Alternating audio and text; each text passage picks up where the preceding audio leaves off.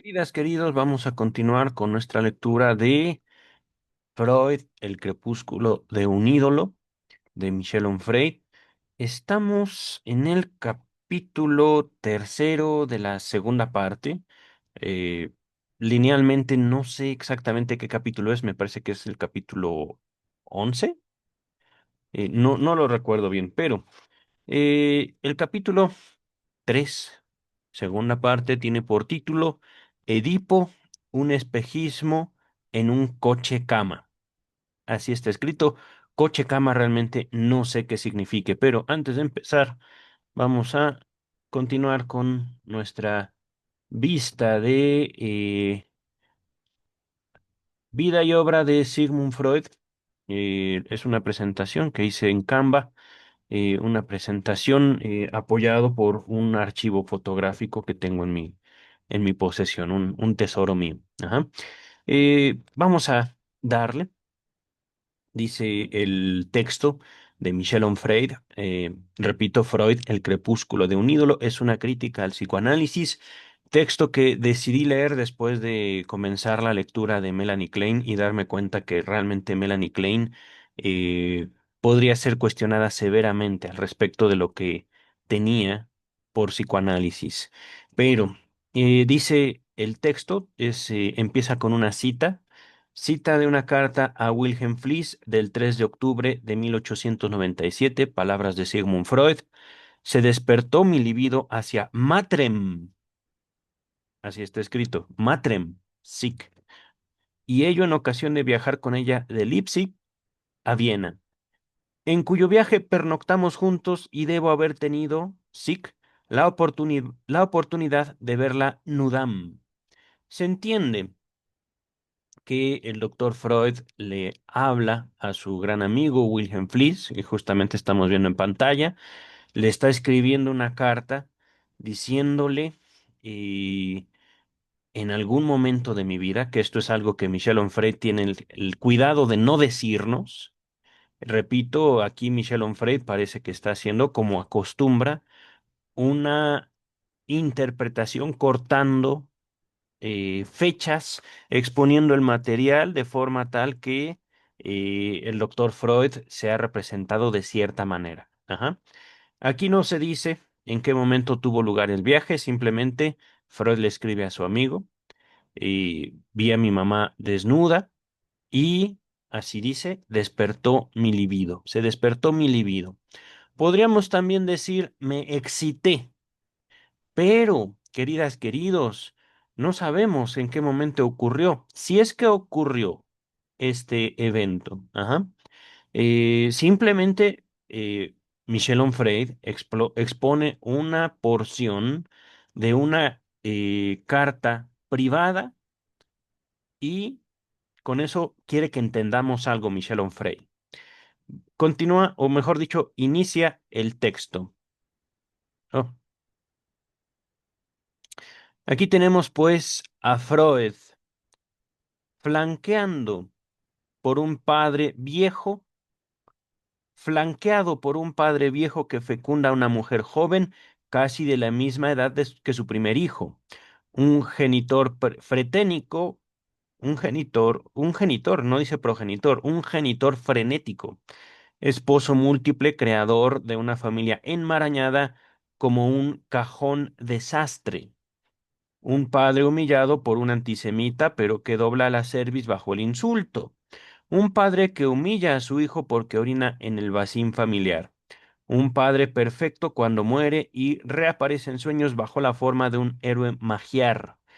Un padre que figura en el exergo de un libro anunciado por su hijo como fundador de su futura celebridad planetaria. Un padre cuya muerte parece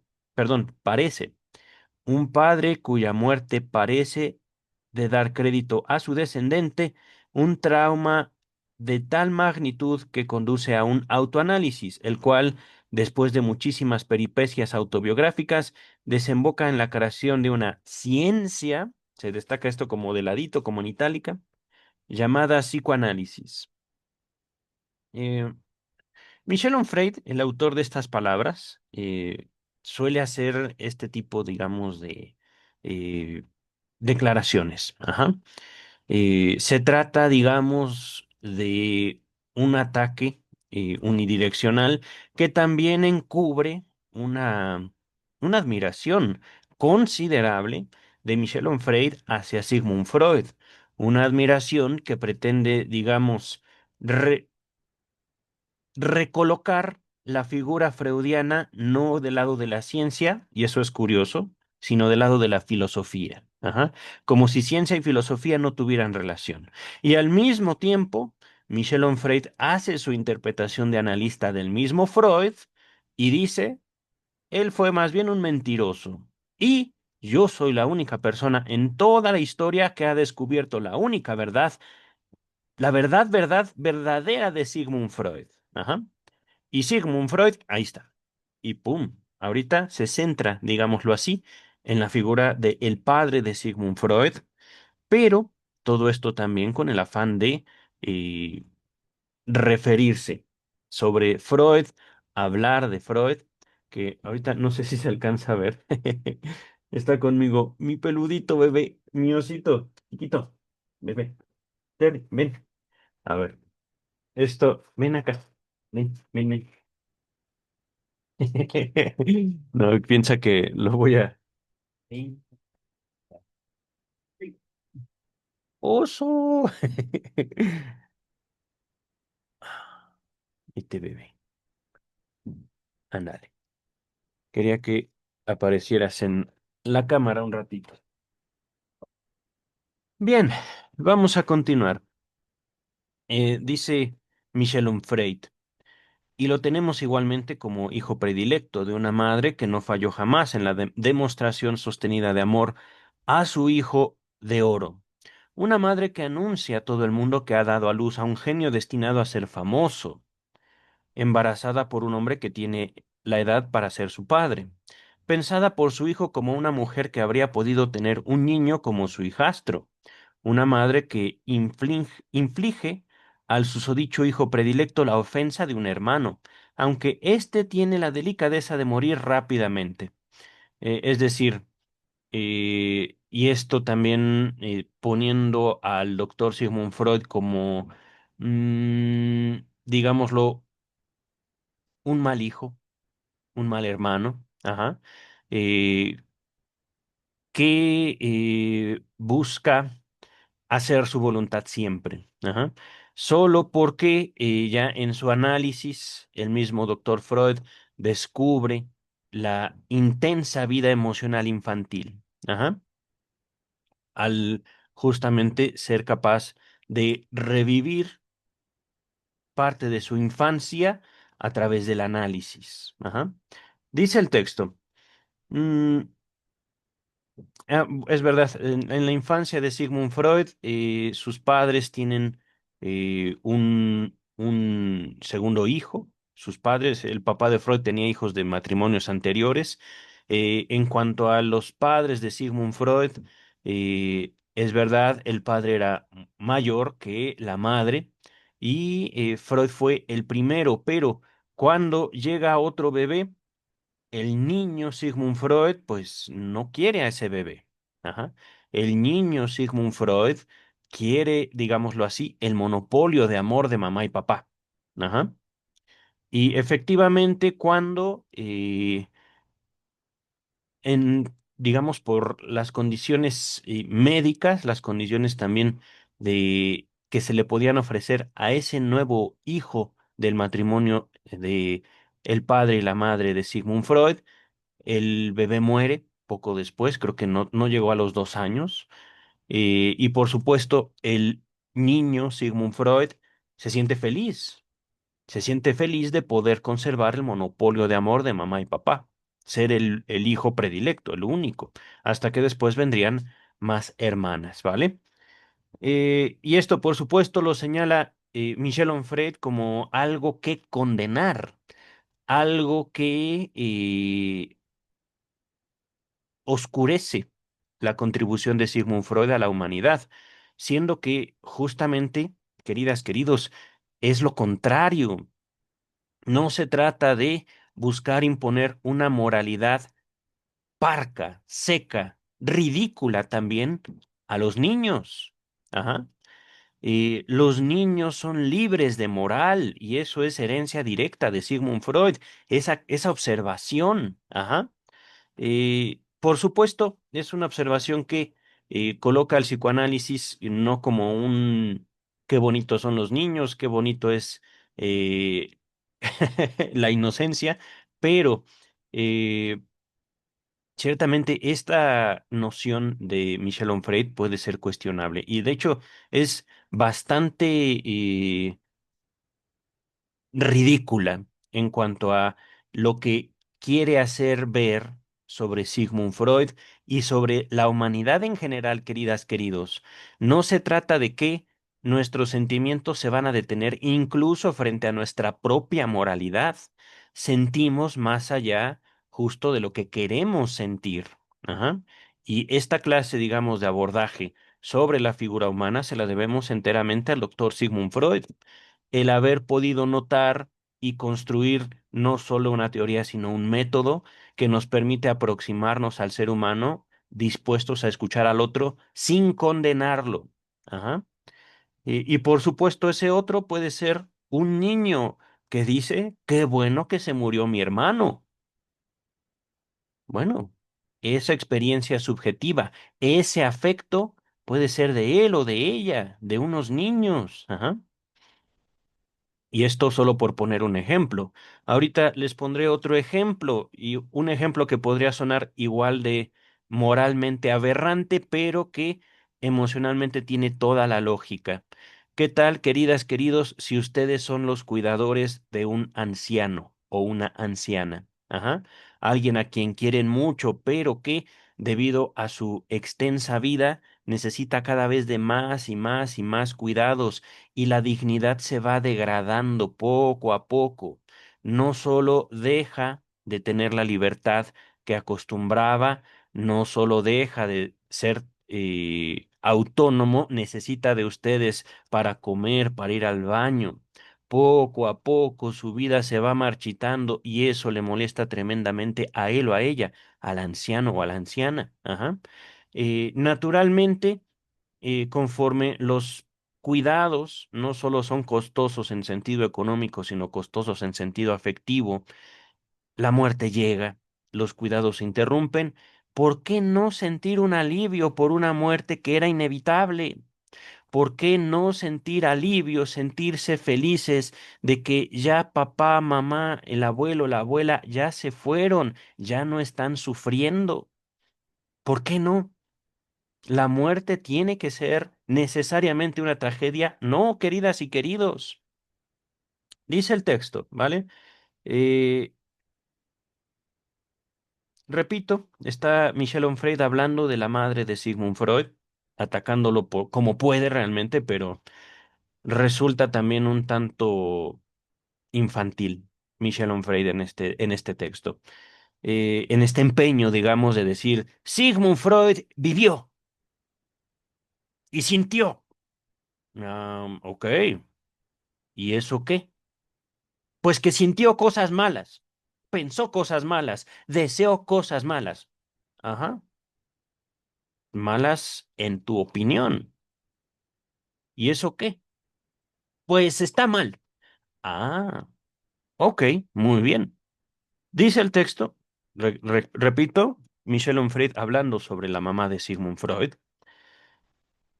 Mm, Y después, la de una hermana, repito esto, una madre que inflige al susodicho hijo predilecto la ofensa de un hermano, aunque éste tiene la delicadeza de morir rápidamente, palabras de Michel Onfray, y después la ofensa de una hermana, cuyo nombre de pila es el mismo que más adelante llevará la hija de Sigmund Freud, Ana. Ajá.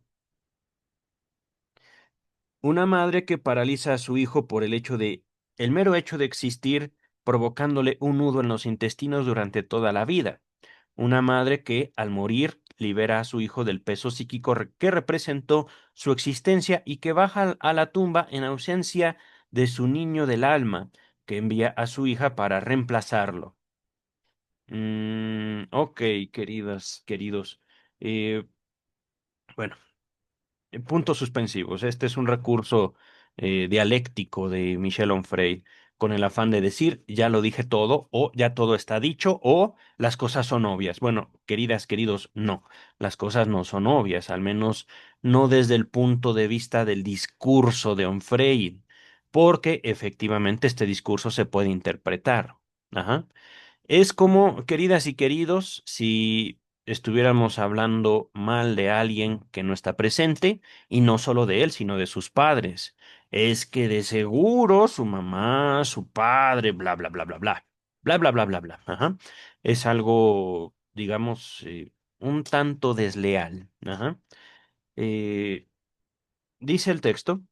El hijo de esas dos personas teorizará en el futuro, a la sombra de sus aventuras autobiográficas, una serie de grandes nociones del psicoanálisis. Resumamos en este punto del análisis las correspondencias entre práctica biográfica y producción conceptual, las relaciones de causalidad mantenidas entre el autoanálisis y la muerte del padre, la necesidad de resituarse en el centro de sí mismo, la significación del sueño, esto se destaca, y el mundo de los recuerdos de la infancia, portadores del secreto de los enigmas del ser, la angustia de castración y el vacín fundador, así está escrito, vacín, no sé qué signifique, vacín fundador de una reactividad existencial, la novela familiar y el medio hermano tan joven como su madre, que enturbia en la mente del muchacho la cuestión del linaje y la identidad sexual, la doctrina del hijo predilecto y la demostración furiosa del afecto de su madre como fundación y legitimación del genio y el éxito del elegido, la culpa asociada al deseo de muerte ante la llegada de un hermano o una hermana en los tiernos años de una psique en proceso de construcción, el recuerdo encubridor del germen que en el desplazamiento del sentido de un Philip, el medio hermano muerto, a otro en la construcción de una interpretación tranquilizadora para el alma porque evita su núcleo duro, el carácter anal del dinero y el eco de la madre que vimos en el capítulo pasado. Ajá. Y luego el de su Sigi de oro, Sigi, palabra de cariño de la madre a Sigmund Freud, Sigi, ajá, el de su Sigi de oro en el vientre de su hijo durante toda la vida. Embarazo nervioso de un hijo ontológicamente preñado por la madre. Fíjense, pero todo esto, queridas, queridos, empieza con estas palabras. Resumamos en este punto del análisis. Es decir, yo, Michel Onfray, no solo desenmascaro, soy el único en toda la historia de la humanidad en desenmascarar a ese mentiroso, hipócrita filósofo que fue Sigmund Freud. Por cierto, yo, Michel Onfray, soy filósofo, pero también analista. Y además, yo tuve el valor de psicoanalizar a Sigmund Freud. Falso, queridas, queridos. Esto que está haciendo Michel Onfray, todas estas conjunto de imposiciones, vienen de Michel Onfray. Ajá. Michel Onfray está haciendo aquí una inversión, una malinterpretación completa del psicoanálisis para, curiosamente, dejar a Sigmund Freud en la filosofía y él, Michel Onfray, ponerse como analista. Y al hacer esto, o mejor dicho, para hacer esto, él, Michel Onfray, toma datos biográficos de Sigmund Freud para imponer un análisis moral. Ajá. Condena la figura de Freud, los pensamientos de Freud y la familia de Freud. Los está condenando. No está aquí hablando acerca de, ¿cómo decirlo? Su análisis es una forma de violencia. Su análisis es una forma de escupir. Su análisis no es, digamos, un, ¿cómo decirlo? Una narrativa que destaque el valor humano de la libertad. sino una historia, una narrativa, una argumentación que señala, que no pone en evidencia más que sus propios valores, de Michel Onfray. Dice el texto, pues aquí se encuentra el hilo conductor de todas esas historias de una vida que, a fin de cuentas, es completamente banal. Son sus palabras.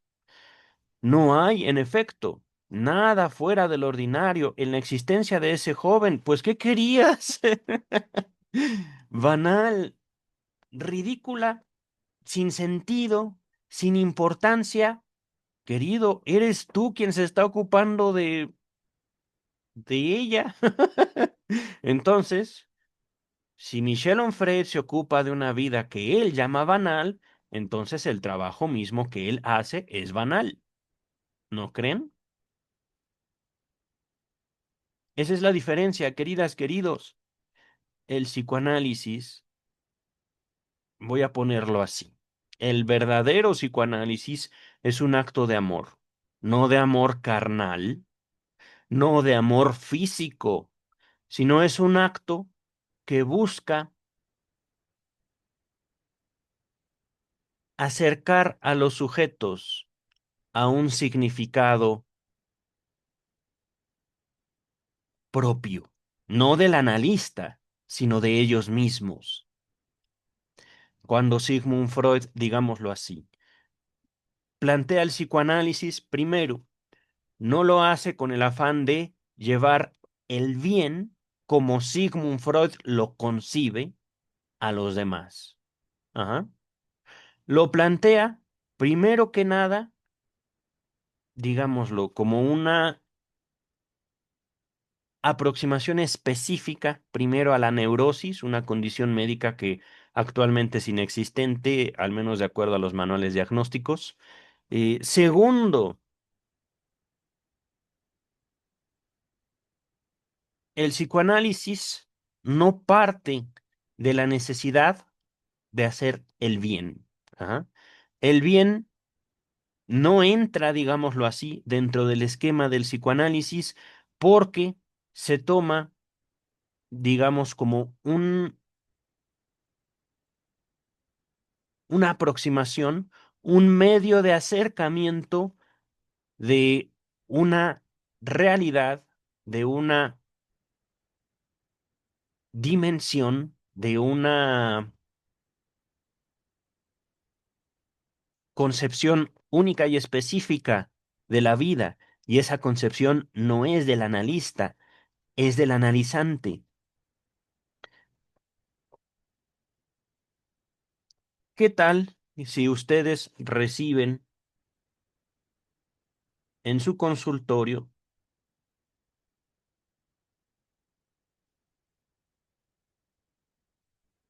a una persona que literalmente les dice, bueno, no es tanto que yo no crea en usted y yo realmente vengo con usted porque quiero que me mate, pero yo no hago eso. Sí, bueno, no es tanto lo que usted hace o no hace, sino que, verá, y les cuenta una historia donde efectivamente él o ella no solo les presentan una lógica real, un deseo específico, ajá, una voluntad y quiere someterlos a ustedes a esa voluntad. Ustedes logran comprender que efectivamente no es un capricho, no es una locura. Esa persona realmente les está pidiendo que acaben con su vida y así le hacen un bien a él, a ella, incluso a la sociedad.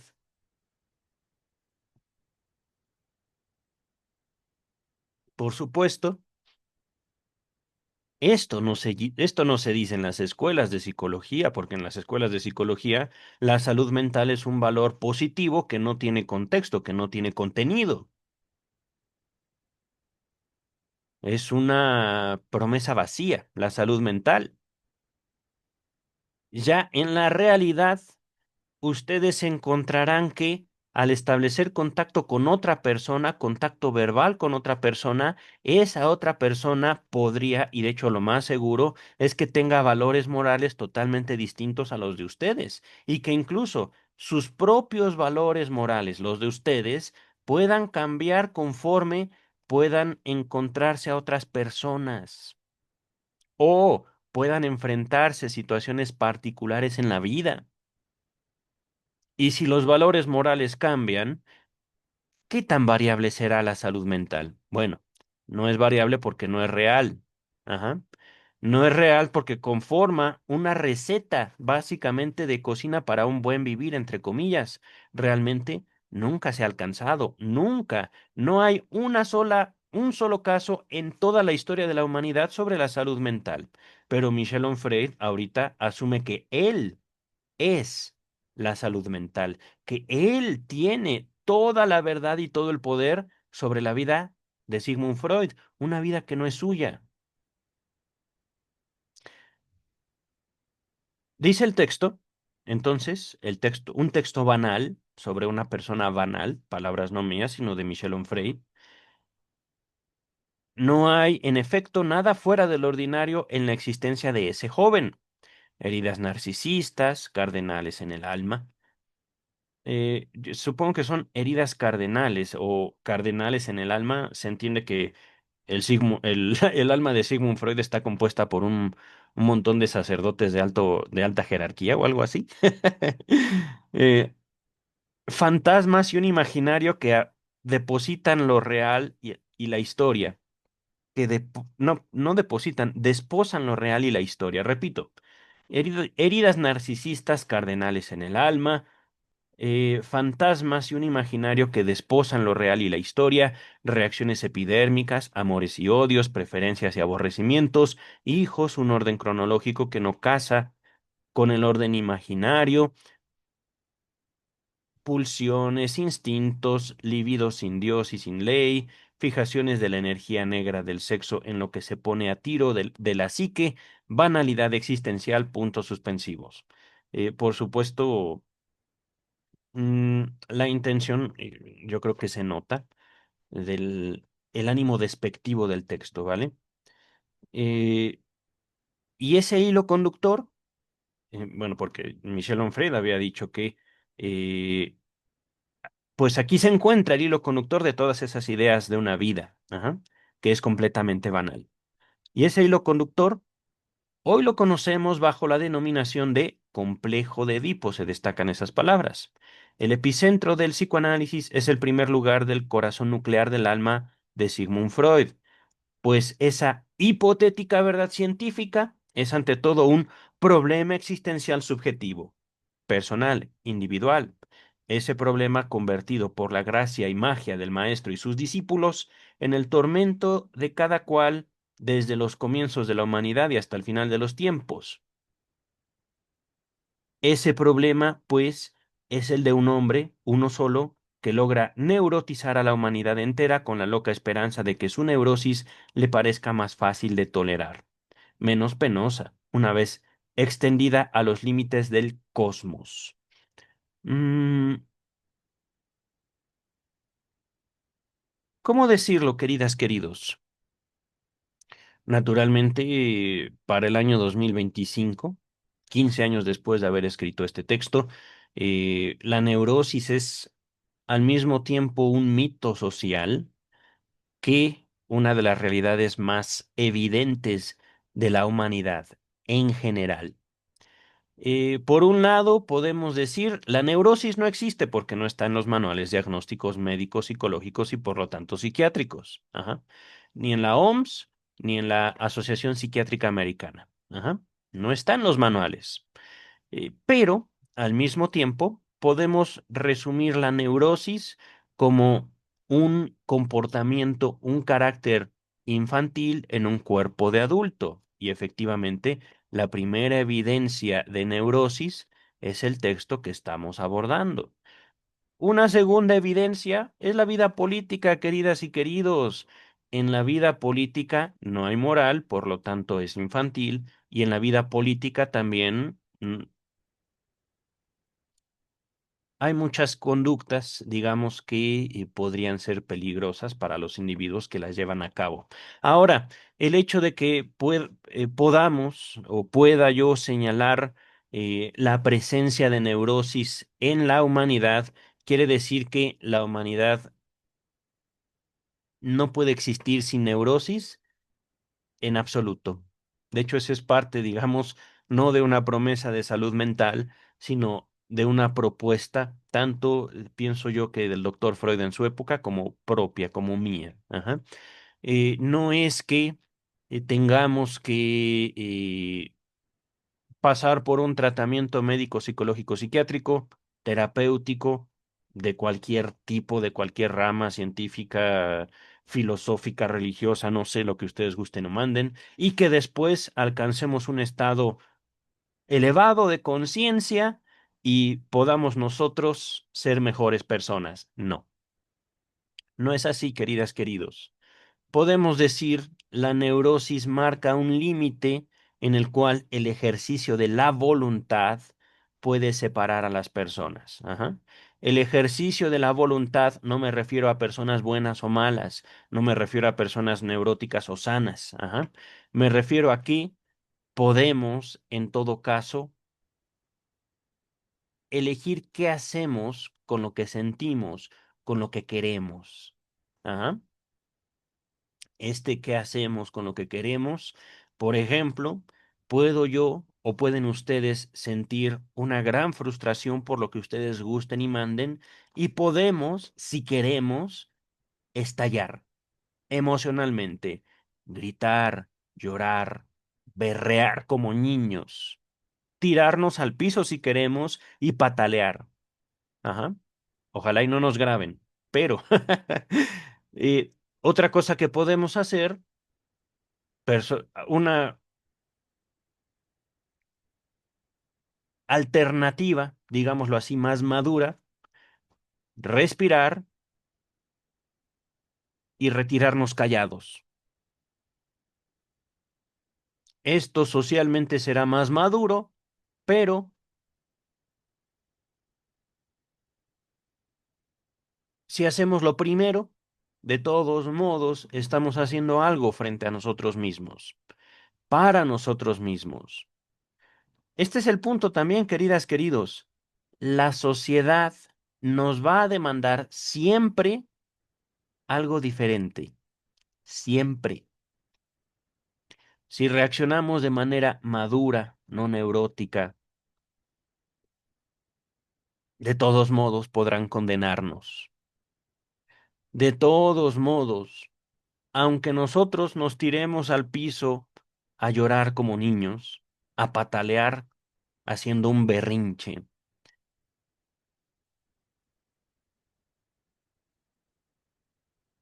por supuesto que, y esto es algo curioso en nuestro tiempo, en las redes sociales seremos destrozados, seremos burlados, vilipendiados de mil y un maneras.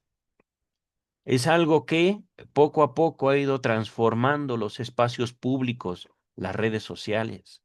El hecho de que en cualquier momento alguien puede sacar un teléfono y ¡pum! Te graba o me graba. Ajá. Esto es algo que no vivía Sigmund Freud. Esto es algo que la sociedad ha estado sintiendo su impacto progresivamente, poco a poco. Ajá. Eh, Aquí, por supuesto, en el texto que estamos abordando, se menciona el complejo de Edipo, digámoslo, como una fantasía más de Sigmund Freud, como una hipotética verdad científica y, interpretado por Michel Onfray, un problema existencial subjetivo. Ajá. Eh, pero, queridas, queridos, hablando del complejo de Edipo, y ya poniéndonos un poquito más críticos también hacia el psicoanálisis, ¿El complejo de Edipo es universal? No hay una respuesta sencilla. Podemos decir sí y no. ¿Por qué sí y no? Depende de lo que nosotros consideremos como lo anímico. Ajá. Es posible encontrar rastros del complejo de Edipo tal como lo mencionó Sigmund Freud, no la pastorela que han hecho los críticos justamente, en básicamente toda producción cultural, básicamente, desde las religiones hasta las películas, el anime, etcétera, etcétera, etcétera. Cuando digo como fue planteado por el doctor Sigmund Freud, no estamos hablando simplemente de un, digámoslo, complejo de Edipo heterosexual. La sexualidad humana es mucho más compleja, queridas y queridos, y, para empezar, no nos colocaremos, como Michel Onfray pretende, como una sexualidad únicamente del coito. La sexualidad humana se manifiesta principalmente en la formación del deseo y, por supuesto, en la vida de la fantasía, es decir, actos, empeños, querencias que nunca llegan a manifestarse físicamente. Les dejo en la descripción los 3 ensayos de teoría sexual. Tengo mis cuadernitos. Ah, creo que tengo uno aquí. Sí, aquí está.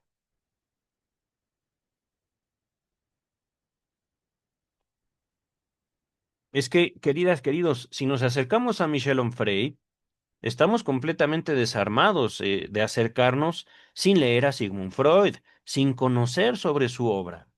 Ajá. Sin, imagínense esto, tenemos, supongamos, aceptemos la vida, aceptemos el juicio de Michel Onfray y digamos que Sigmund Freud era un, ¿cómo decirlo? Mm,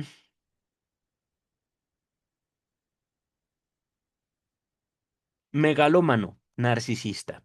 Supongamos, ¿no? Que es como más o menos podemos interpretar a Michel Onfray. Supongamos que, dicho de otra manera, Sigmund Freud estaba loquito y dijo un montón de sinsentidos eh, que otra bola de loquitos aceptaron. Ajá. Todos ellos se equivocaron. Sigmund Freud se equivocó. Pues si nos vamos con Michel Onfray y su juicio, diríamos que sí. Pero, queridas, queridos,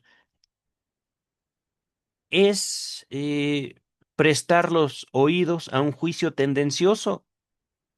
Es no darse cuenta que, primero, la realidad de las cosas, particularmente las cosas humanas, los hechos humanos, es mucho más compleja que simplemente un juicio. Ah, malo, malo, malo. No, porque así como lo hacemos, obviamente lo van a hacer hacia nosotros. No es necesario, eh, digamos, pienso yo que no es necesario señalar que lo que está haciendo Michel Onfray es algo que se puede hacer hacia cualquiera. Pero esto es también lo delicioso del psicoanálisis. Aun cuando se hagan ese tipo de juicios hacia personas que no conocimos, la historia misma da otro testimonio del valor de los sujetos. Ajá.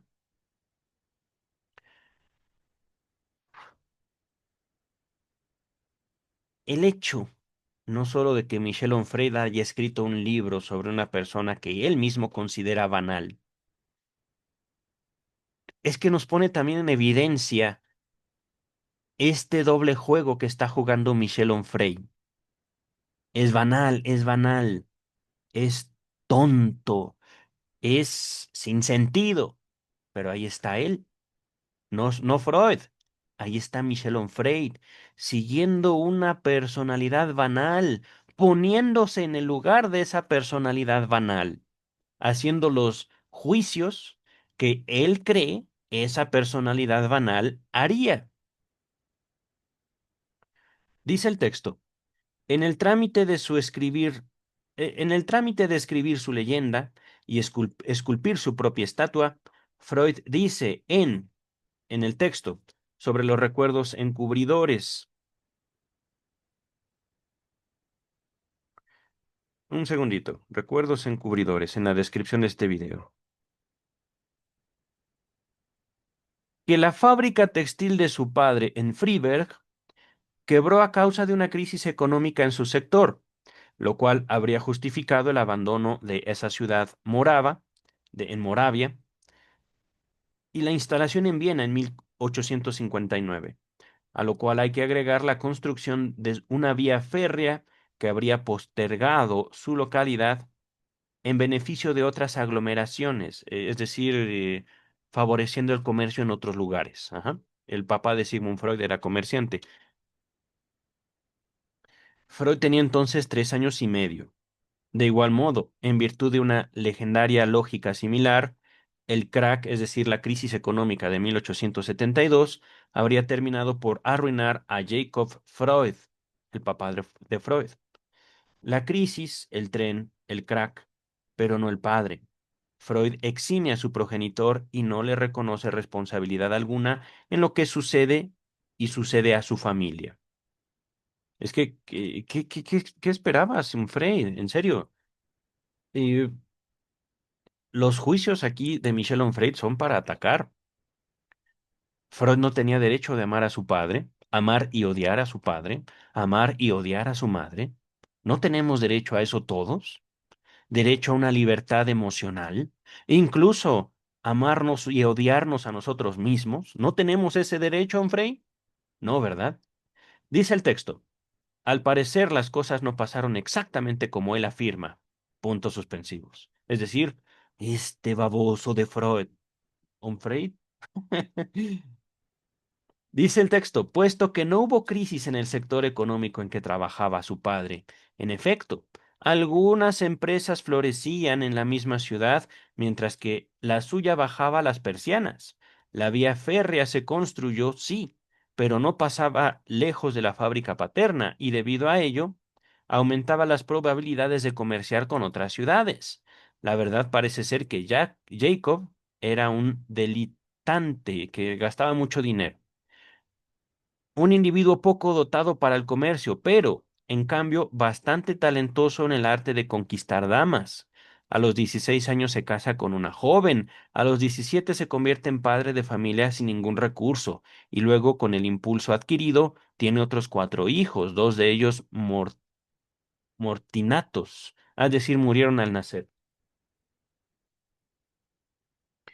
Mortinatos, ¿dónde está? Aquí está. Sin trabajo, con dinero prestado que no devuelve como único recurso vital, parece indiferente a todo. A los 33 años, recordémoslo, su esposa muere y él queda con 2 hijos a su cargo.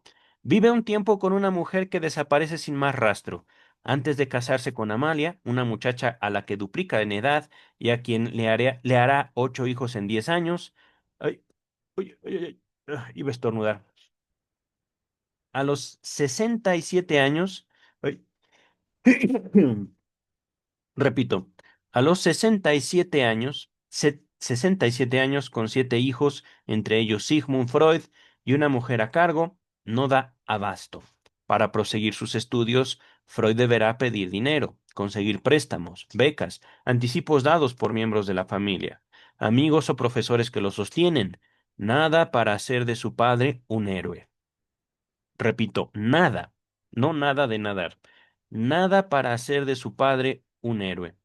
Es decir, nuevamente, Freud era un estúpido que amaba a su padre era realmente un mal padre y mal ser humano, un mal hombre. No juicio mío, juicio de Michel Onfray. Dice el texto, la antedicha quiebra, es decir, el desastre económico del que estamos hablando, motiva, ya se ha señalado, la partida de Freiberg con destino a Leipzig y luego a Viena. El viaje se hace en tren, un medio de transporte que durante toda la vida causaría fobia a Freud. Este teme los accidentes.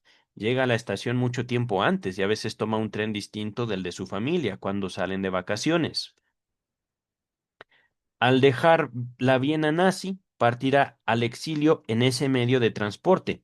Una foto célebre lo muestra en un vagón junto a la ventanilla con su hija Ana. Ahora bien, fue en un tren donde Freud conoció al espectro de Edipo. Puntos suspensivos. Mientras sus cartas a Fliss fueron inaccesibles, la leyenda pudo funcionar.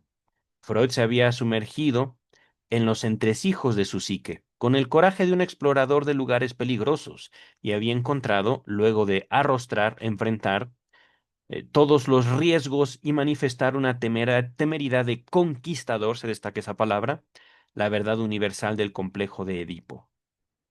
Esta versión legendaria que, como es evidente, no da lugar alguno a la historia, fue convalidada por los diccionarios, las enciclopedias, las instituciones educativas, universitarias y editoriales, la biblioteca de glosas interminables, la vulgata periodística, los ámbitos antiinstitucionales de la contracultura del 68 y sus adversarios. Aquí nos introduce más a un contexto donde justamente quién lo levanta como ídolo, pues también la cultura que vio Michel Onfray. Ajá.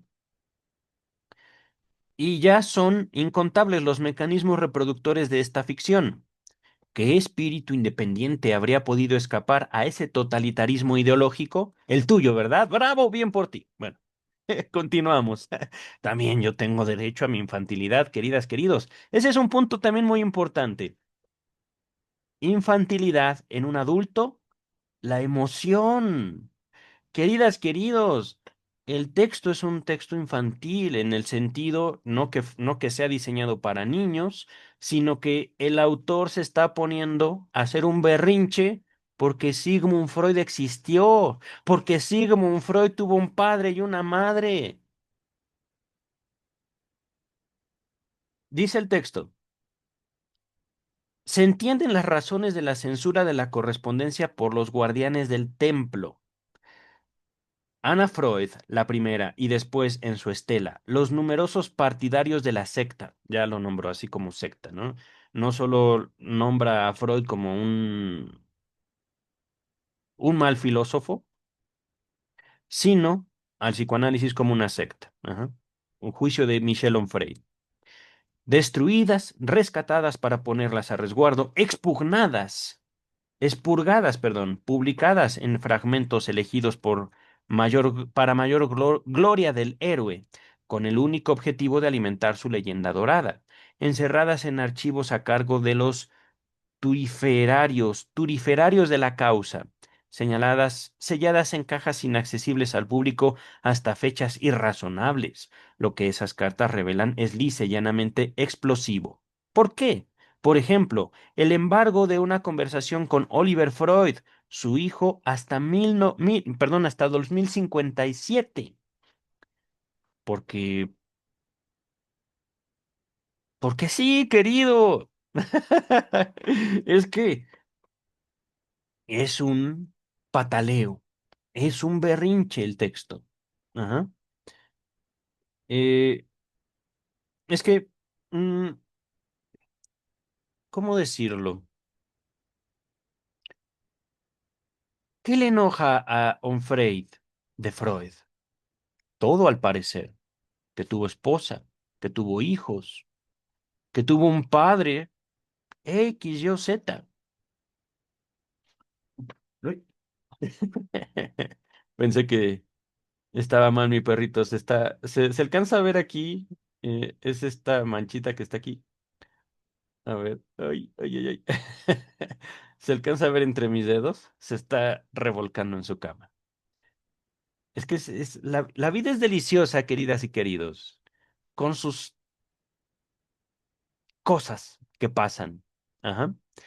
Y ciertamente podemos ver la vida ajena como un conjunto de sin sentido, como un conjunto de banalidades, o podemos verla también como un conjunto de eventos que valieron la pena vivir, sentirlos.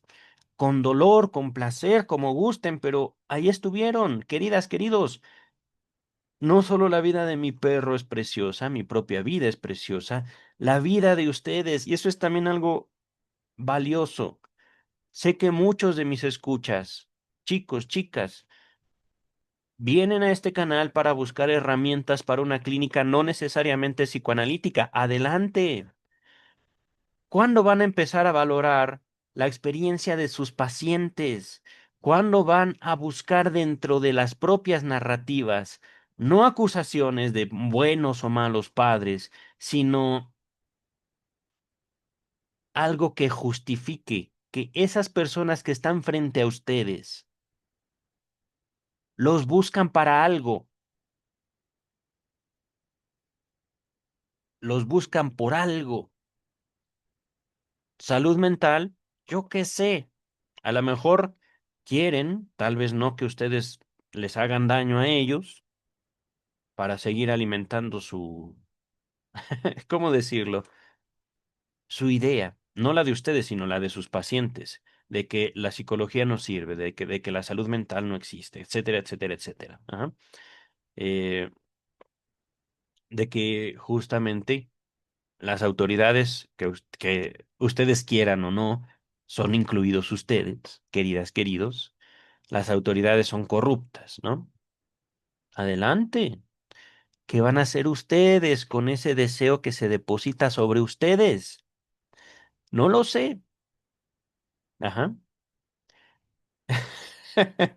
Dice el texto, esa correspondencia abarca, está hablando de la correspondencia entre Wilhelm Fliess y Sigmund Freud. Abarca el periodo de 1887 a 1904. En otras palabras, una amplia franja de la vida de Freud, que va de los 31 a los 48 años, es decir, 17 años en la mayor intimidad y proximidad con los secretos y confidencias de un psiquiatra depresivo, melancólico. Está hablando de Freud. Ajá. Ahora ya no es filósofo, es psiquiatra. Ajá. Que piafa de impaciencia frente a un éxito que se demora. Como es obvio, con ellos la leyenda se menoscaba y el mito retrocede con las cartas, ajá, ya que la historia recupera por fin sus derechos. ¿En serio? ¿Qué Freud leíste, Onfray? No se trata de juzgar moralmente una trayectoria, no. Entonces, ¿de qué? Sino de trazar una cartografía amoral de ella. Ah, con el objeto de ver las verdades históricas que hubo de acallar para constituir una leyenda. Es que, querido, ¿cuál es la diferencia entre la historia y la leyenda, eh? Tú, ¿verdad? Eh, es que, en serio, queridas, queridos, mm, esto que estamos viendo en pantalla es parte de, podemos decirlo, para coraje de Michel Onfray, la leyenda de Sigmund Freud. Lo estamos viendo en pantalla. A mi juicio no fue un loquito más. A mi juicio, a mi criterio, que puedo estar equivocado, tal vez sí, decidan ustedes, fue un hombre con una trayectoria considerable dentro de la ciencia, a mi juicio. Ciencia médica, ahí empezó, pero no se quedó en la ciencia médica. Ajá.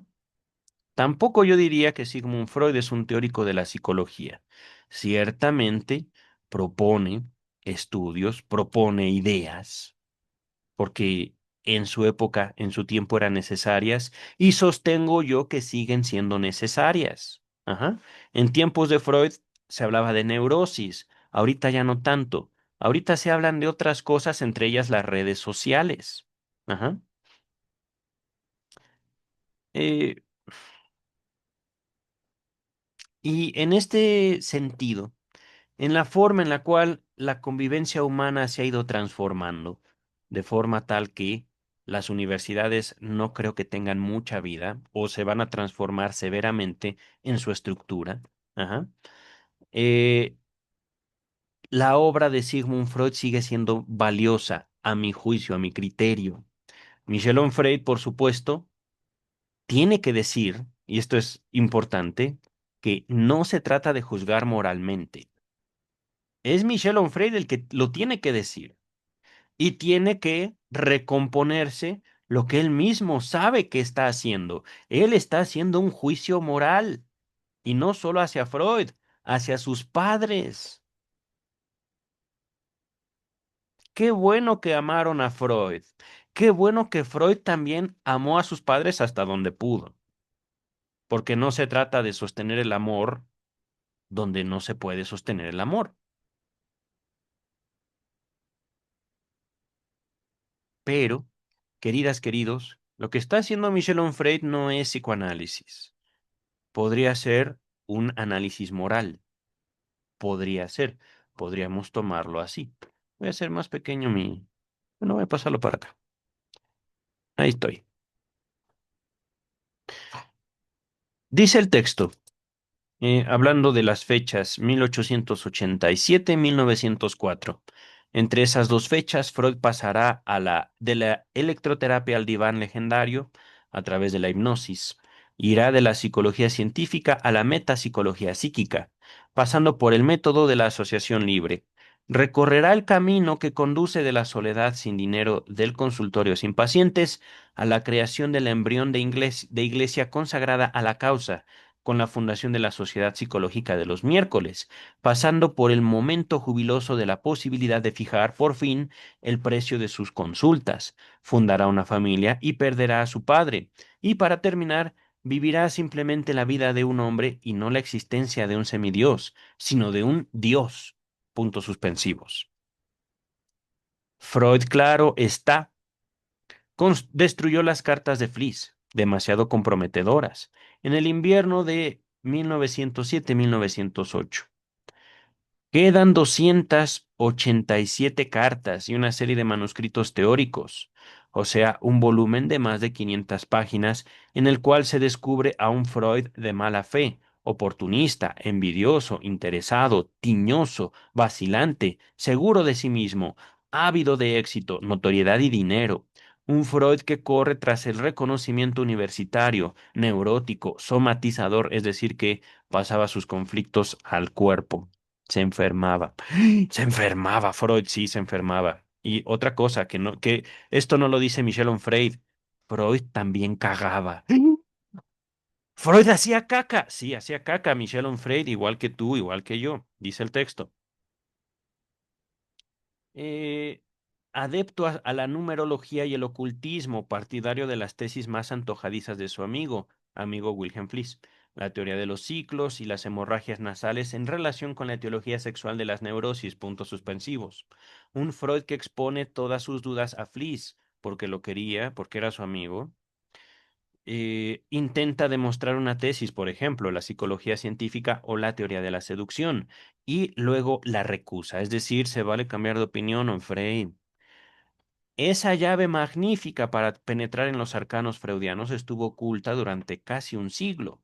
Esta correspondencia hemipléjica, ahora ya es hemipléjico Sigmund Freud, se publicó en 1905 en Alemania, pero expurgada, por supuesto, es decir, poquito.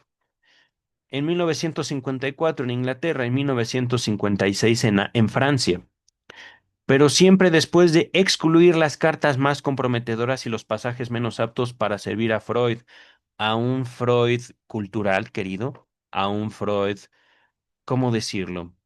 Humano. Es que, mm, ¿por qué creen que exista, queridas y queridos, este recurso de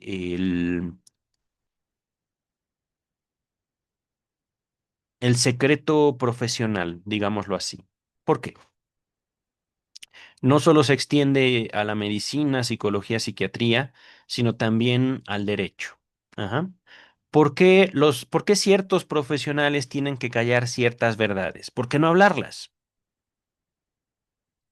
Podemos decir, ahí le estás dando la razón a Michel Onfray. No necesariamente. Es decir, no se trata de acallar realidades con el afán de defender una causa, un deseo, un caso, ajá, sino porque son irrelevantes. ¿Para qué? ¿Cómo decirlo? Mm, no para sostener una política, un concepto, una idea. Déjenme ver qué le pasa a mi perrito. Ya se quiere ir. A ver, permítame un segundo. Estamos a más o menos la mitad del capítulo. Lo siento, chiquitín. Al menos otra media hora. Eh,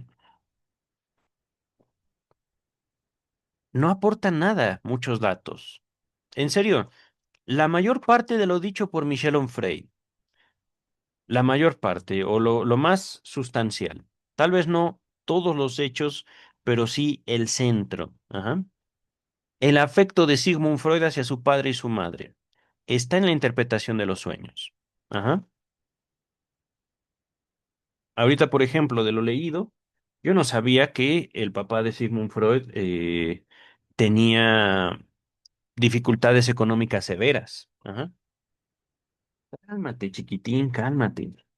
Pero, ¿y eso qué me aporta? Este perrito ya se quiere ir a pasear. Venimos de pasear, pequeño. Ya, ya, ya, cali. Ahorita nos vamos, pequeñito. Ya, ya, ya. Dice el texto. A ver, ¿dónde me quedé?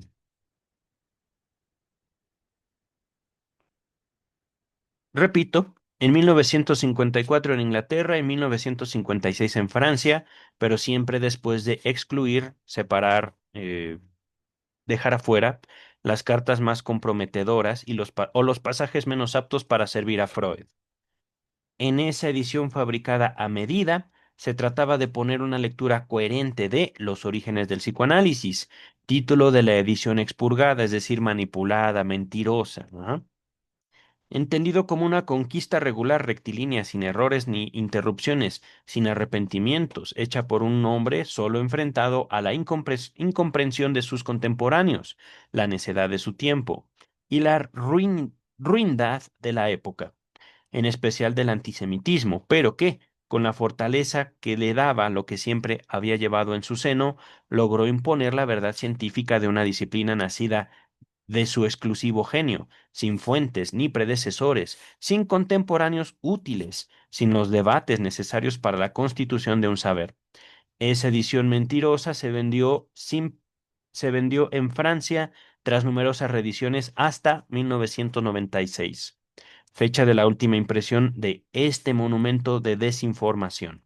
Para poder disponer de instrumentos de reflexión sobre la epistemología de esta disciplina, al margen de una agiografía de los discípulos, jueces y parte en el proceso, habrá que esperar hasta 2006. En otras palabras, la fecha de publicación de una auténtica edición científica y crítica de esa correspondencia a medias. Permítame un segundo, queridas, queridos. Voy a pausar la grabación. Voy a llevar a mi perrito a, digamos, donde está su comida, ¿no? Para que esté más tranquilo, porque ahorita siento que no me va a dejar, su inquietud me va a distraer de la lectura, ¿vale? Ya de hecho me está distrayendo. Ahorita regreso, voy a pausar y ahorita continuamos.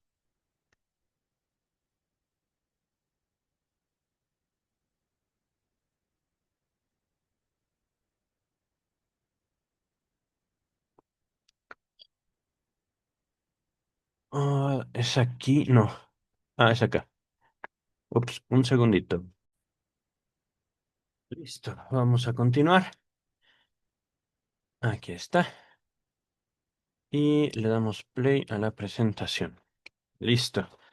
Entonces, Michel Onfray, señalando algo que es cierto hasta cierto punto, queridas, queridos. La Constitución, no solo de una leyenda, sino también de una figura histórica, La pregunta no es por qué se hizo de Freud una leyenda en el ámbito académico, sino qué necesidad tiene la humanidad de construir esta clase de figuras que curiosamente son ajenas al psicoanálisis. Ajá. Eh,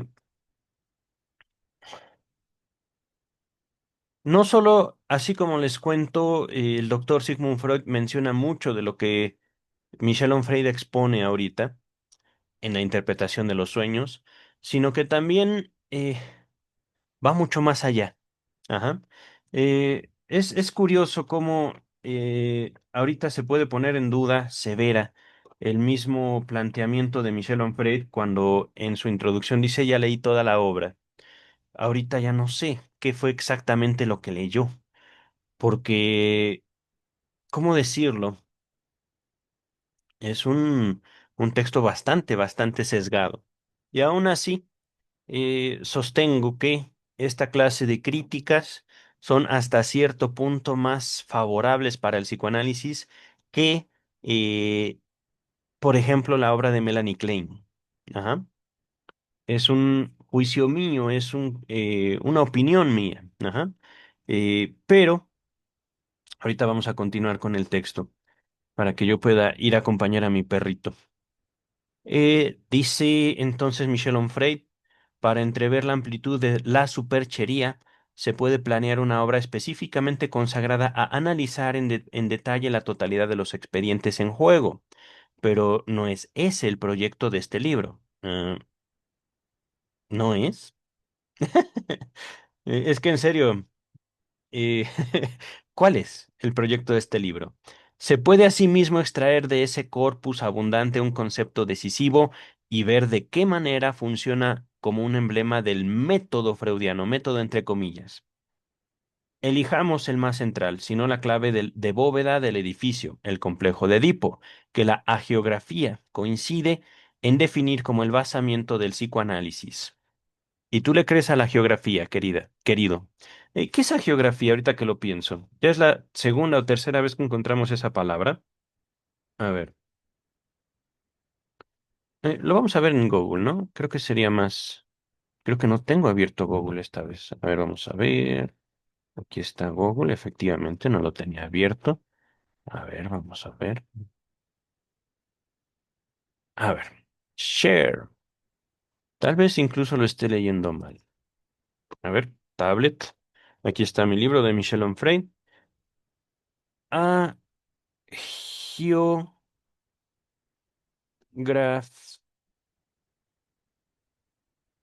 grafía. Ajá. A geografía lo estoy leyendo.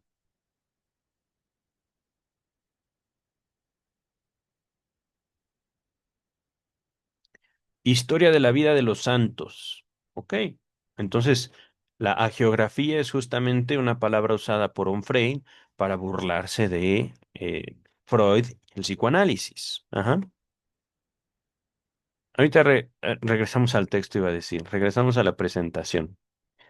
Dice el texto.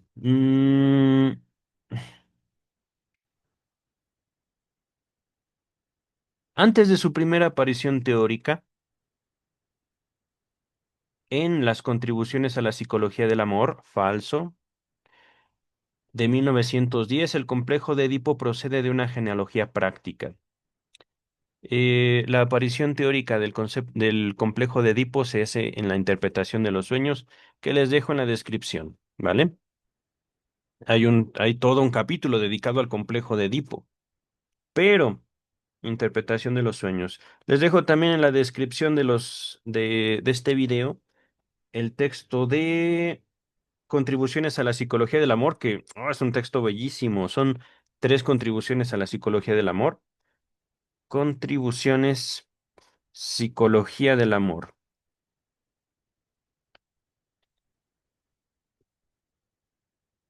Mm, entonces, dice Michel Onfray, aquí está. En una carta a Fliss proporcionada en forma explícita en detalle, el detalle de esta increíble ficción, dentro de la cual es de sospechar cada palabra cuenta. La leyenda presenta el descubrimiento de ese complejo por el autoanálisis de Freud. Antes de continuar, queridas, queridos, eh, este comentario sí lo hice cuando encontramos por primera vez o encontré por primera vez en la interpretación de los sueños el complejo de Edipo. ¿Y qué tal si el complejo de Edipo es, digámoslo así, un modelo para aproximarnos a la experiencia emocional infantil? Ajá. Entonces, el complejo de Edipo que de hecho esto se los planteé hace unos momentos, sí podría ser, digamos, como un planteamiento universal. No tanto en el sentido de que todos los niños tienen papá y mamá y de los cuales se enamoran y al mismo tiempo los odian. No, sino más bien un individuo humano acercándose a un titán que es no papá, no mamá, sino la cultura, la sociedad, la familia. Ajá. Un titán ante el cual puede hacer pocas cosas. Ajá. Pero que efectivamente le hace desarrollar afectos. Dice el texto. eh, ¿Dónde está? ¿Dónde está? Aquí está. Repito, la leyenda presenta el descubrimiento de ese complejo por el autoanálisis de Freud. Ernest Jones transforma esa trivial aventura introspectada en una empresa heroica. Yo no sé en dónde. Aquí esto es curioso.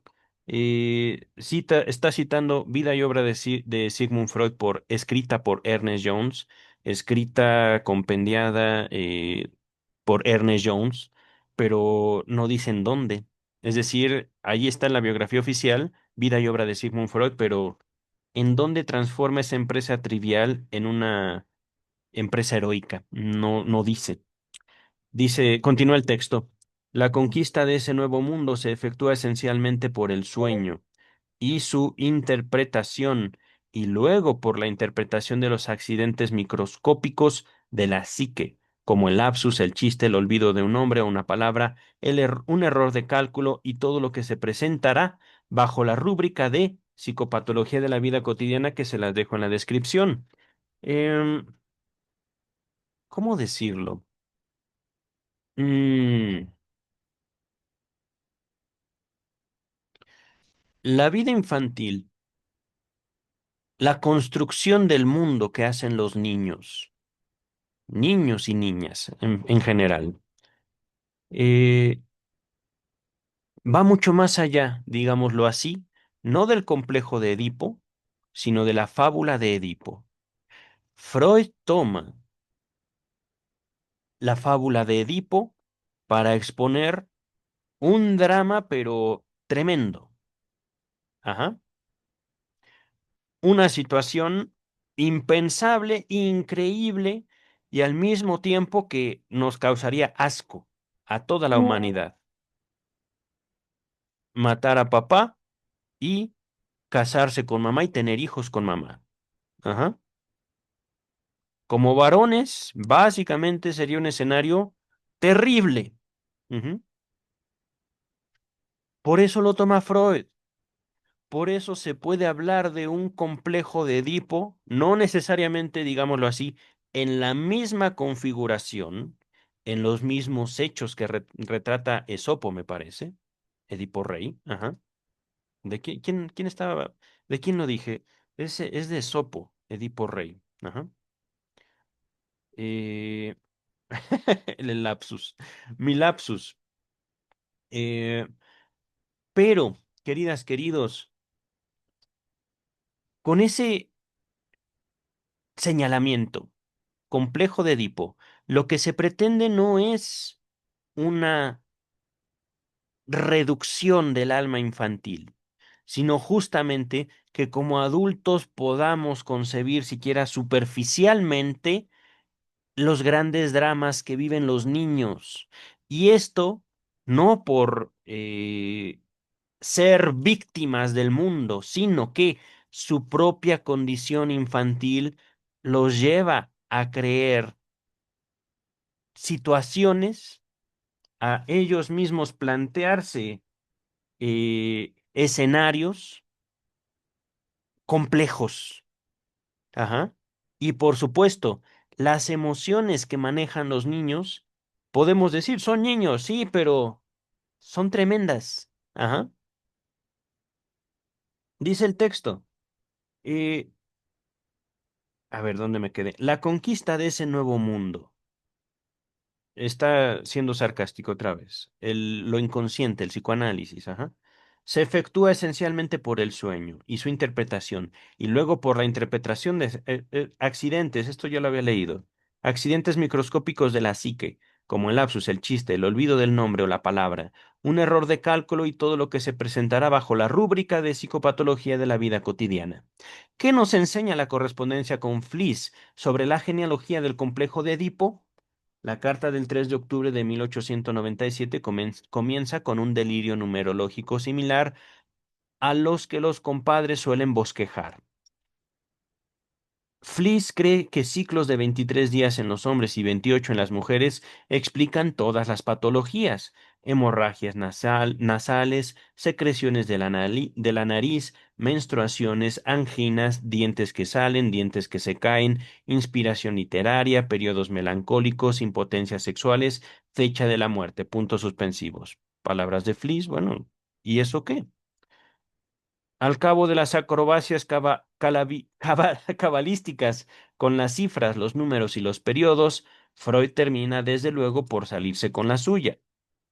Así, propone una fórmula, científica, claro está, para explicar la relación existente entre la neumonía de una mujer y el comienzo de sus contracciones, el comienzo de las contracciones de su hija embarazada. Cita, mm, A por 28 o A multiplicado por 28 más B multiplicado por 23. Luego dice página 339. Ok. Aquí sí lo cita, pero con Ernest Jones no cita nada. Por eso su hija está muda. ¿Ah? De igual modo, ya volveremos a esto cuando Ana, su hija, llega al mundo. El padre redacta una página de cálculos basados en las fechas de las contracciones, la fecha del nacimiento de la niña, las fechas de la reanudación de las reglas de la madre, reglas, es decir, la menstruación de Marta, ajá, la esposa de Freud, las fechas de los periodos propios de la esposa y acumula una treintena de cifras con las cuales se hace malabarismos, pasando de una suma a una división. Luego asesta esta sentencia digna de una treintena de un, y luego asesta esta sentencia digna de diafoirus.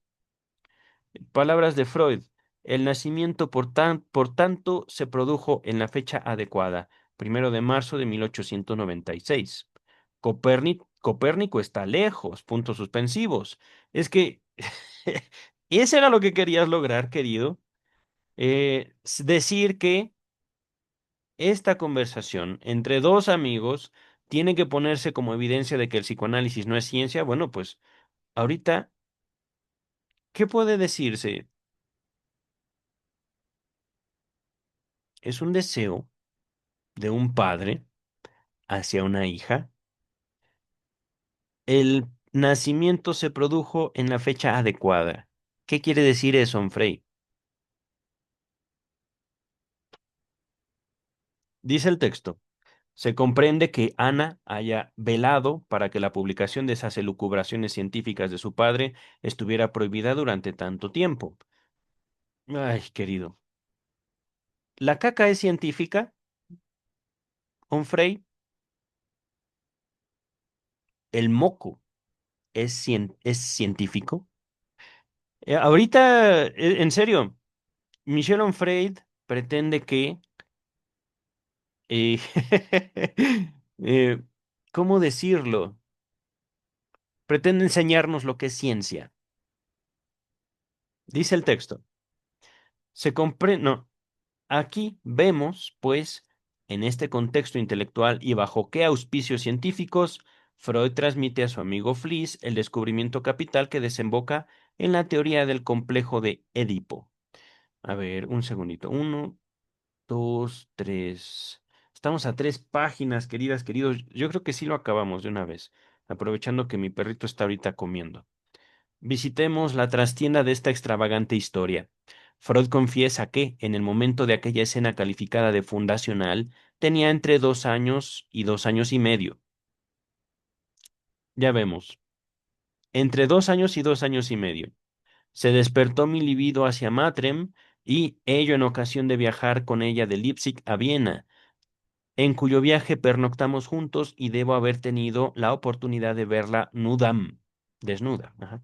Mater y nudam, palabras latinas, en latín. Dice Onfray, tal es por consiguiente la escena primitiva, teatro en la cual la lengua de Cicerón ocupa un lugar interesante. Pues sí, querido. ¿Por qué? ¿Por qué usó latín ahí? Porque le da pena o le daba pena, porque era vergonzoso ese tipo de señalizaciones. Por eso, ¿cómo decirlo? Por eso el valor del complejo de Edipo. Porque como sujetos humanos vivimos al menos dos periodos de vida. Digamos, ya que hemos llegado a la adultez, podemos haber presumido de vivir dos periodos en nuestra vida.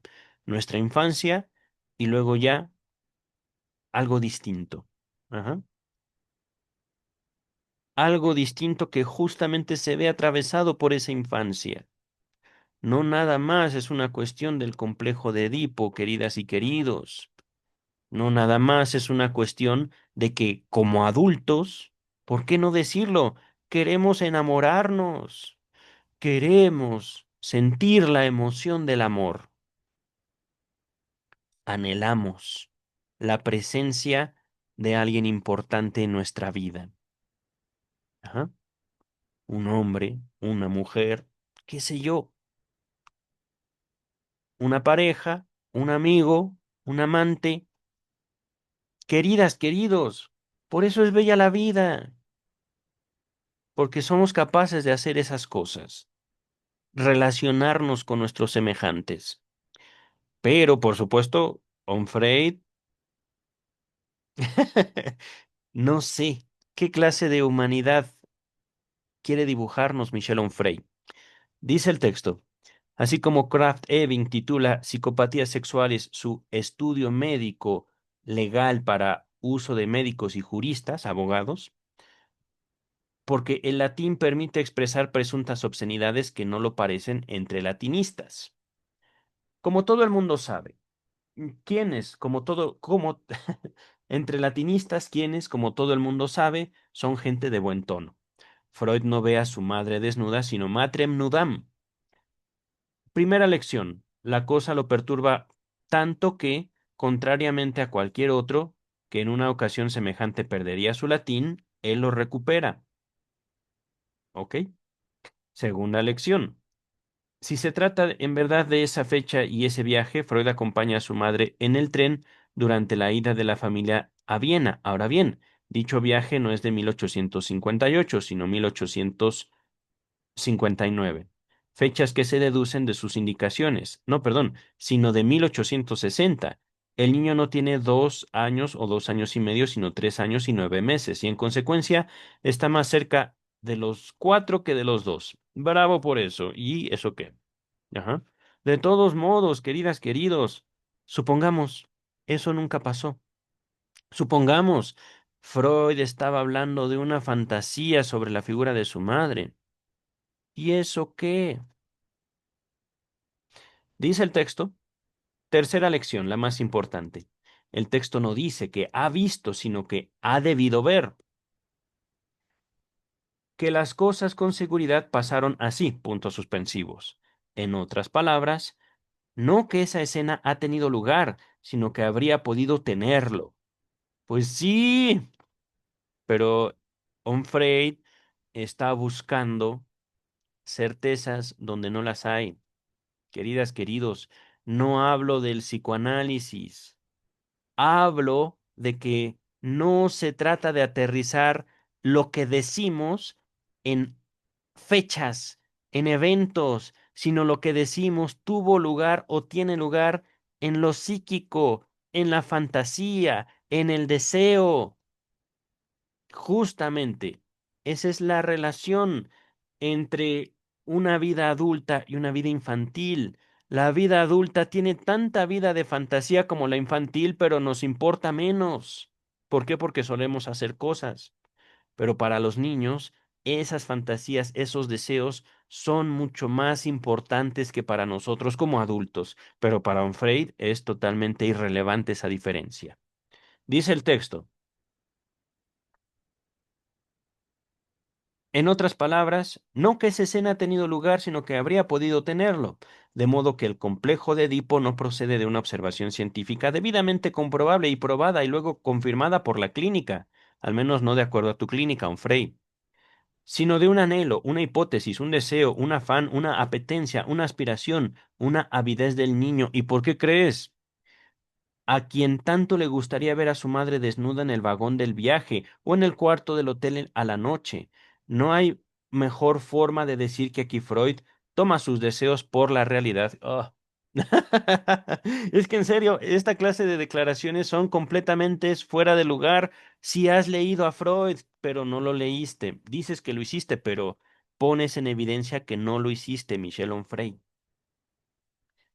Queridas, queridos. Estamos ahorita leyendo eh, los días lunes el proyecto de psicología para neurólogos, el último video. El video lo grabé ayer, lo publiqué ayer. Bueno, de grabado este video. Este video saldrá el miércoles. Yo publiqué ese video que les comento el lunes. Ajá. Estamos hablando de un texto de 1895 más o menos, el proyecto de psicología para neurólogos, y ya se planteaba desde antes del psicoanálisis, desde la neurología. No que los neuróticos estuvieran locos, sino que los neuróticos, ¿cómo decirlo? Reflejan que aún en la vida adulta lo fantaseado es realidad, no física, psíquica. Pero Onfray no parece comprender esa separación. Para él hay una realidad y no es la científica, no es la física, es la realidad de Michel Onfray.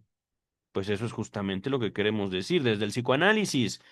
Yo soy yo, ustedes son ustedes. Yo no soy Sigmund Freud. Michel Onfray no leyó a Sigmund Freud y si lo leyó, no lo comprendió. De forma tal que se atreve a decir esto. Dice el texto. "Mm, Abuelo de pájaro, 500 kilómetros separan Leipzig de Viena. Si se suman los viajes en coche de punto hasta hasta las estaciones, ese trayecto, en efecto, habría debido recorrerse probablemente en 2 días, con una noche entre ellos. En un hotel de Praga, en otro lugar, en el camarote de un tren nocturno, nadie lo sabe, Freud no lo aclara, pero conjetura que en esas condiciones no puede haber visto a su madre desnuda.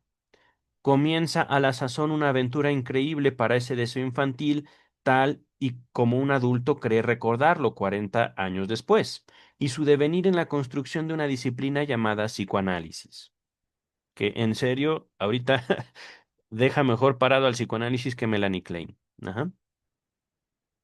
Eh, Aquí está. En la biografía de Ernest Jones titulada Vida y obra de Sigmund Freud, 1955, cuando se hace referencia a la carta a Fliess, la hipótesis infantil de la desnudez de la madre se convierte en verdad histórica. Eh, Palabras de Fliess, al parecer, en el transcurso del viaje que hizo entre Leipzig y Viena, puntos suspensivos, Freud tuvo la ocasión, es decir, citado a la letra, de ver a su madre desnuda. No trae aquí la página.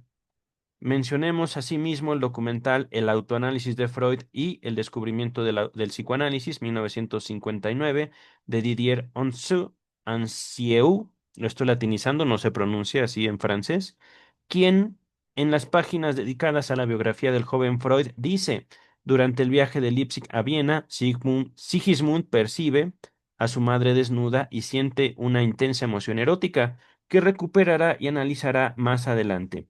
Aquí sí cita, miren, esto es curioso. Cita, es decir, palabras supuestamente de Ernest Jones, pero no trae no trae la página. Aquí sí se dice de Didier Anseu, volumen 2, página 755. Continúa Onfray.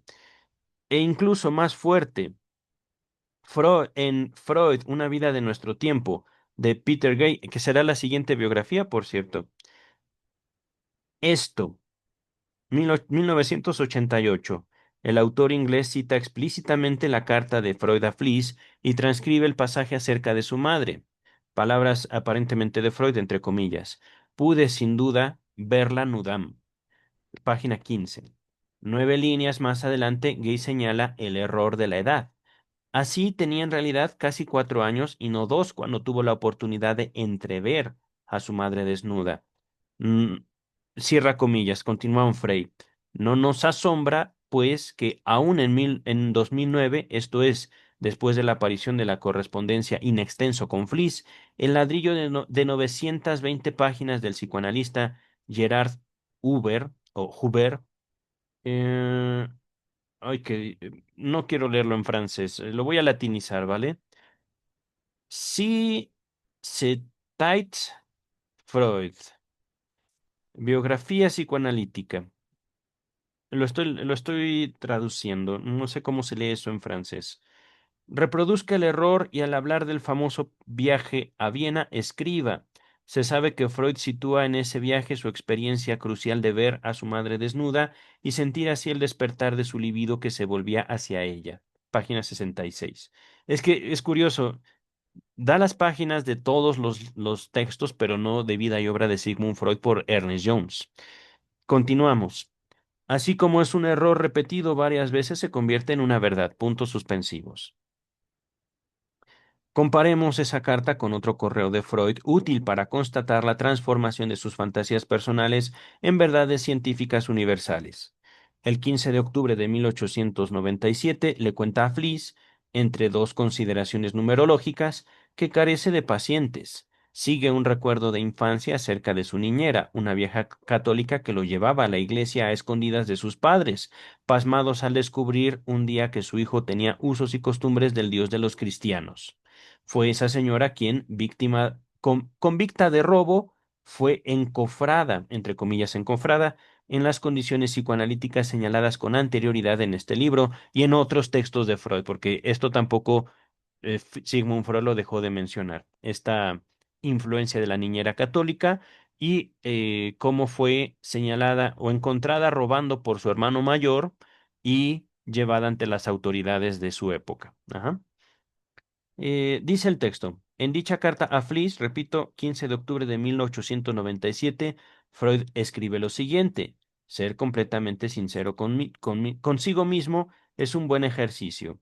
Un solo pensamiento de validez universal me ha sido dado. También en mí he hallado el enamoramiento de la madre y los celos hacia el padre, y ahora lo considero un suceso universal de la niñez temprana. Cierra comillas. Pero lo dijo.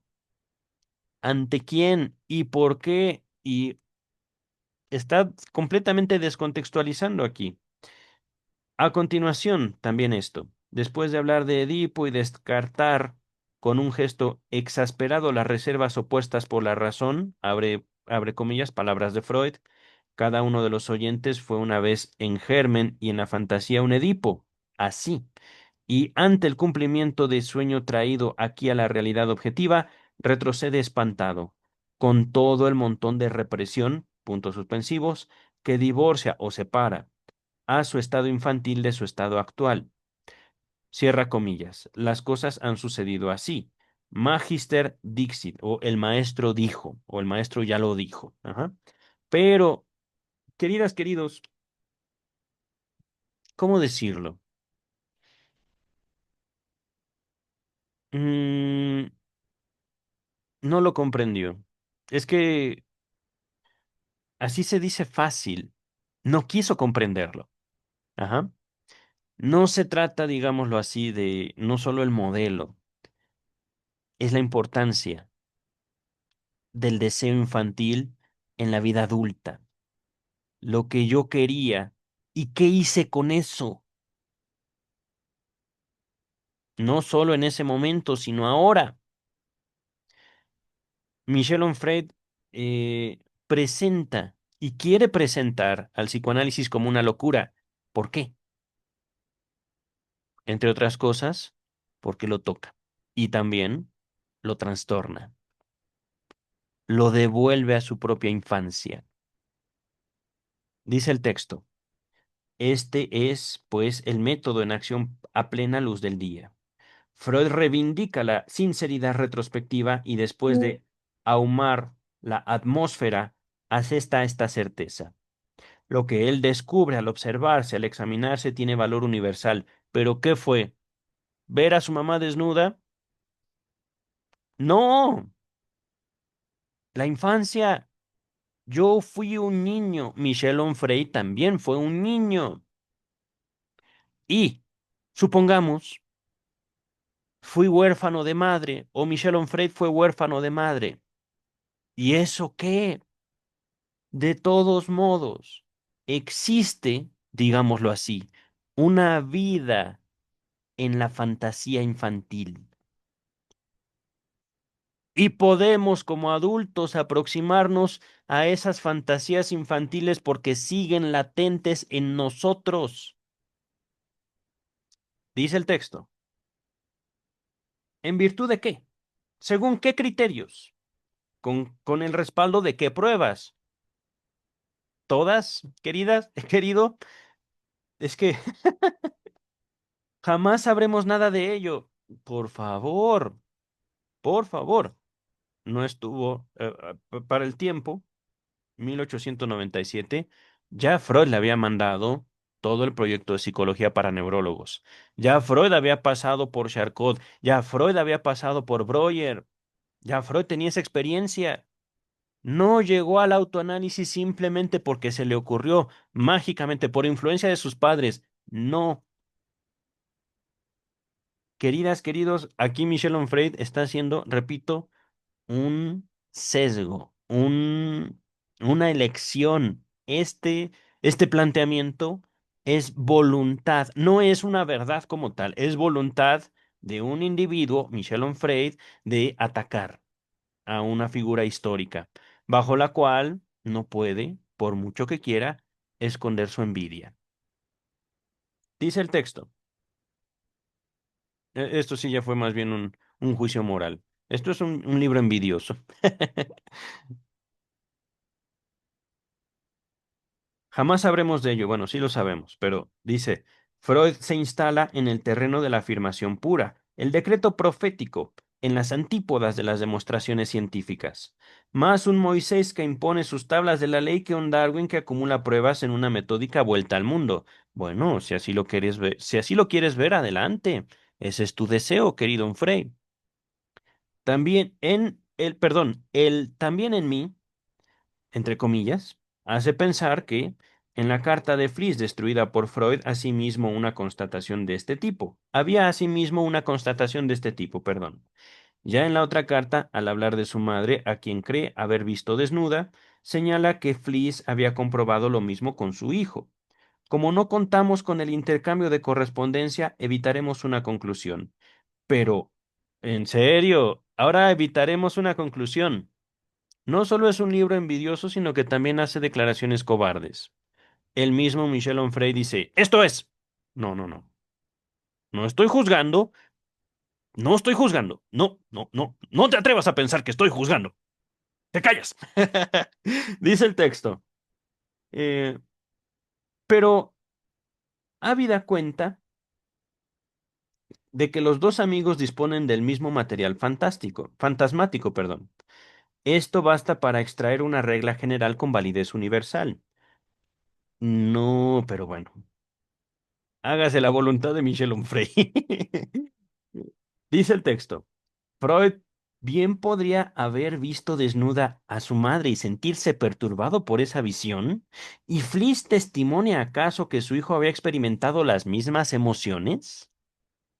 Con esto basta para enunciar el primer mandamiento de la futura ley psicoanalítica. Adelante. A partir de un anhelo infantil, ver a su madre desnuda, Freud comienza a levantar un edificio conceptual. No es eso, querido. Sexualidad infantil. Y no estamos hablando nada más de ver a mamá desnuda. El deseo, voy a decirlo así, de ser la voluntad que domina el mundo. Es un deseo infantil. Ujú. El mismo texto de Michel Onfray es una manifestación de un deseo infantil. Yo y solo yo, Michel Onfray, sé la verdad sobre Sigmund Freud y se las voy a decir a todos. Mentiroso, mentiroso, mentiroso, hipócrita, filósofo, y tuvo papá, y sintió cosas hacia ese papá y esa mamá. Sí, sí. Ah, pero no estoy juzgando. No, no, no estoy juzgando. Se callan, no estoy juzgando. No. Está bien, no estás juzgando. ¿Qué estás haciendo? No sé. Estás haciendo un berrinche, sí, sí sé. Dice el texto, a partir de un anhelo infantil, ya lo leí eso. A ver, lo que él ha vivido, voy a repetir eso. A partir de un anhelo infantil, ver a su madre desnuda, se destacan esas palabras como con itálica. Freud comienza a levantar su edificio conceptual. Lo que él ha vivido, todos lo han vivido, falso.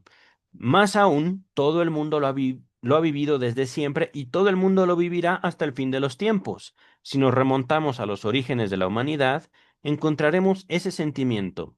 Totem y tabú lo afirma. ¿Dónde? No dice. Simplemente dice Totem y tabú lo afirma. Es decir, palabra de Michel Onfray. Aleluya, amén. Así sea, amén. Les dejo Totem y Tabú y no van a encontrar eso. Totem y Tabú. De hecho, Totem y Tabú es fabuloso, pero ya juzguenlo ustedes, queridas, queridos. Encontraremos ese sentimiento, Totem y Tabú lo afirma, y si nos proyectamos lo más lejos posible en el tiempo, todos los hombres lo experimentarán. Desear a la madre, sentir celos con respecto al padre, si tuvieron mamá y papá. Pero eso lo digo yo, no lo dice Michel Onfray. En todos los lugares, todos los tiempos, bajo todos los cielos, tal es, por tanto, la verdad asestada por Freud, falso, que escribe, entre comillas, un solo pensamiento me ha sido dado. Ah, ok, pero ¿está en Tótem y Tabú o está en las cartas? ¿En dónde está, querido Michel Onfray? ¿Por qué estás descontextualizando y presentando lo que tú quieres presentar? Como algunos escriben, me ha sido dado un solo pensamiento para comenzar un cuento. Érase una vez puntos suspensivos. En la interpretación de los sueños, Freud escribe las primeras líneas de este cuento rico en desarrollos y repercusiones. En una nota agregada en 1919 aclara, perdón, palabras de Freud entre comillas. El complejo de Edipo, mencionado aquí en la interpretación de los sueños por primera vez, ha adquirido por obra de ulteriores estudios una importancia insospechada para la comprensión de la historia de la humanidad y el desarrollo de la religión y la eticidad, la ética, la moral. Ajá. Eh, Página 304 o página 202, dependiendo de la edición. 272, perdón. Lo que sigue ya son palabras de Michel Onfray y con esto cierra. Aun cuando lo que aparece allí por primera vez no sea el complejo de Edipo, sino la cuestión de Edipo. ¿En serio? Freud pone sus cartas sobre la mesa. Con ese descubrimiento científico revoluciona la comprensión de la humanidad, de la religión y la moral. De la moral, perdón. Eh, Ahí termina, queridas, queridos, el capítulo, repito, capítulo 3 de la segunda parte de Freud, el crepúsculo de un ídolo. Edipo, un espejismo en un coche cama. Ok. Eh, por supuesto, vamos a dejar hasta aquí, al menos la lectura por hoy, de Michel Onfray. Vamos como a una cuarta parte del libro, poquito menos de la mitad de la mitad. Ajá. Por supuesto, al menos la lectura me divierte, queridas y queridos. ¡Auch! Que esa es también otra cosa por la cual vale la pena no solo el estudio del psicoanálisis, sino el estudio de otras obras derivadas del psicoanálisis, porque eso es algo que Michel Onfray no dice. Si no fuera por Freud, él no tendría a quien escupir. Y ya con eso hay una ganancia. para Onfray y para la humanidad en general, queridas y queridos. Nos vemos el próximo viernes, que estamos ya cerrando un capítulo, tal vez el capítulo más extenso de toda la biografía de Sigmund Freud, toda la biografía oficial, es decir, vida y obra de Sigmund Freud. Si mal no recuerdo, se llama Fama y Sufrimiento. Estamos hablando ya de eh, un periodo tardío en la vida de Sigmund Freud.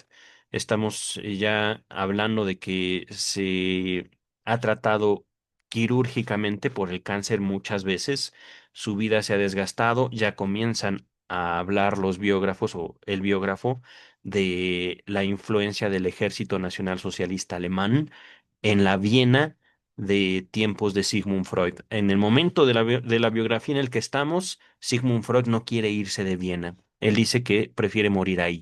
Por supuesto, sabemos que con el tiempo ese juicio cambia, pero pues si quieren, pueden ustedes ver a Freud un ídolo. Si quieren ustedes también, de hecho sería esto más una cuestión conforme a la voluntad de Freud, podemos verlo simplemente como un ser humano. Pero se trata, queridas, queridos, de formarnos un juicio con experiencia, con conocimiento y también con criterio propio, también teniendo en cuenta que en nuestro criterio se va a ejecutar un deseo. Ajá. Recuerdo a mi analista, de las últimas ocasiones en la que estuve frente a ella, que me preguntó, ¿usted ama a su padre? Tras un silencio le dije que sí, y me reí, y fue esa risa la que le dijo todo a ella. No es que yo no ame a mi padre, pero es justamente algo que, al menos en mí, se juega frente a la figura histórica de Sigmund Freud. Este libro que tengo aquí era de mi papá.